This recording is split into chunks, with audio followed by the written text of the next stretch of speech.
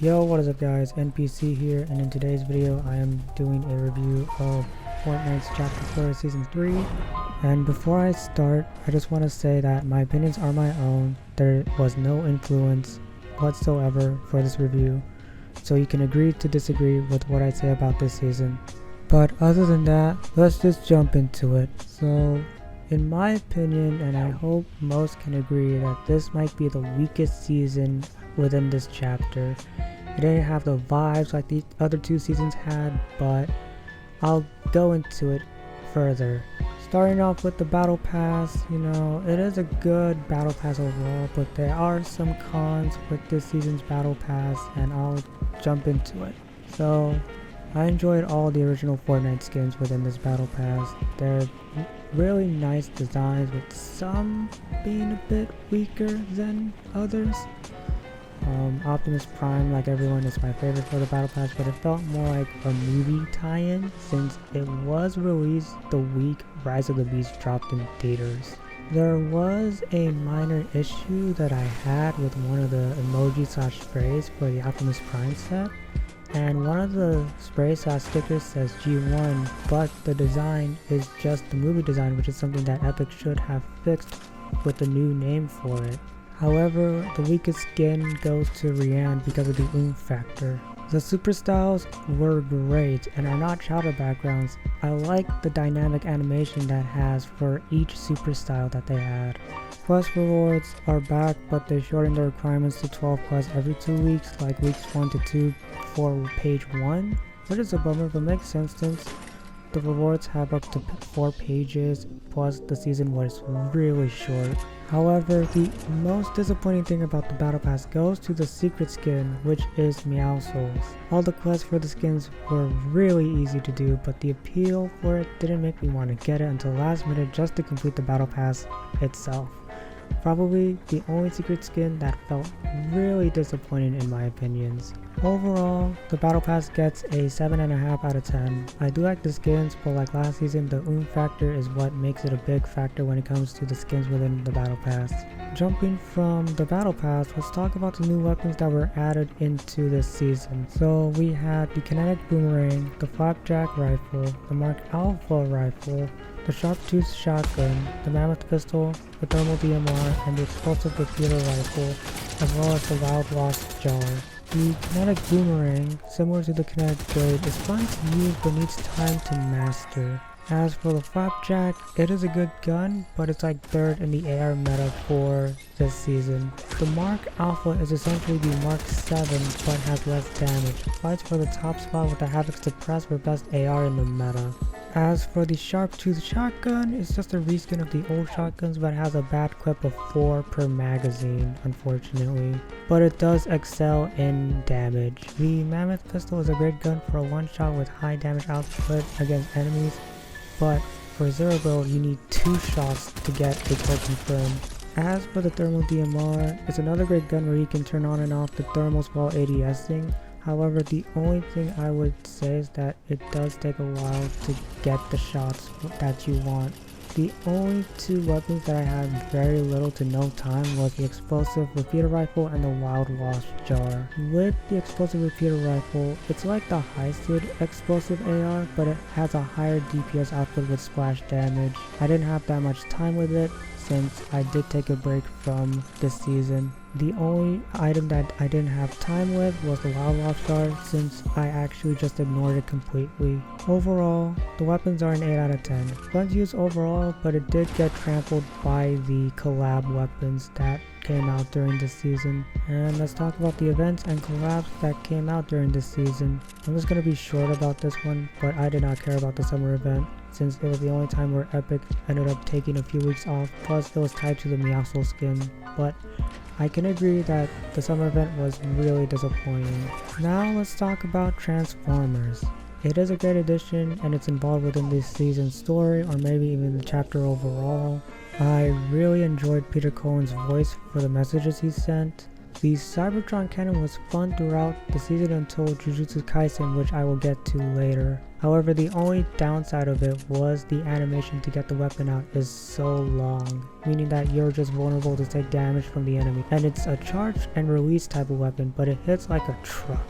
Other skins for Transformers was Optimus Primal, but he was an item shop skin for a limited time, and that was just it for the Transformers collab when it started. It was underwhelming at first, but as the season progressed, it got a bit better, like a little bit. Then, a new skin bundle for Transformers got announced towards the end of June, and it had Bumblebee, Megatron, and the Battle Bus as a Transformer, which made me want more Transformers involvement in the season, but unfortunately no. And yes, this bundle is due out in October, so I will be getting that when it drops. The next collab that came out was Futurama, and I really enjoyed the memes that came out of this one. The dream is now reality despite being a tie-in for the revival on Hulu. I was so glad to see Fry, Leela, and Bender in the game now that they could actually go off against Goku, Midoriya, and John Wick, of all people. The shiny metal ray gun was just a ray gun but as a mythic only weapon during the Futurama event. But it was just a short event overall, but it was a fun event to have. The other collab was just WWE, which included Becky Lynch and Bianca Belair. Nothing special there, but at least we have Team WWE for trios. And the last event to actually conclude the season was Jujutsu Kaisen. I will say that I was one of many that wanted One Piece, but I didn't mind this one since I actually love the anime. Like this year's Star Wars event, this also had a limited time event pass where you can buy the tracks with V-Bucks, which I did to get everything including the skin for the pass, Yuji Itadori. The other three, Megumi, Kujisaki, and Gojo were all item shop skins, and yes, I did buy all of them. As far as the weapons, we had the straw doll nails and the hollow purple essentially dominated the weapon meta towards the end of the season. Straw dolls ended up competing with the exploder rifle, while the hollow purple was just Deku Smash but now a purple flying orb instead of it just being a gust of air from Deku Smash. Overall, the collabs and events were an 8 out of 10. Summer event had no appeal, but the only two collabs managed to get players playing again for the oomph and appeal that it had. Now let's talk about the gameplay, and many people including myself had a lot of issues with. Just to get this out of the way, nothing much has changed other than just adding rideable dinosaurs as well as like brand new POIs within the map. As far as matchmaking goes, it's a bit better but still plagued with SBMM and pubs.